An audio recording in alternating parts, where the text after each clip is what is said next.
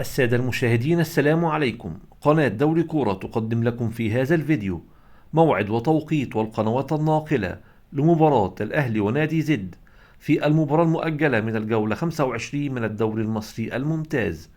وفي البداية لا تنسى الاشتراك في القناة والإعجاب بالفيديو ليصلك كل جديد.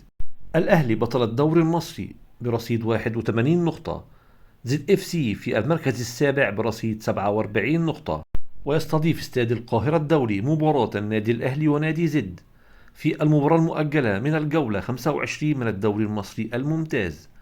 مباراة الذهاب بين الفريقين انتهت بفوز الأهلي بهدف مقابل لا شيء، وتنطلق المباراة اليوم الأحد 11/8/2024 عند الساعة 5 بتوقيت تونس والجزائر والمغرب، 7 بتوقيت مصر والسعودية والعراق وقطر.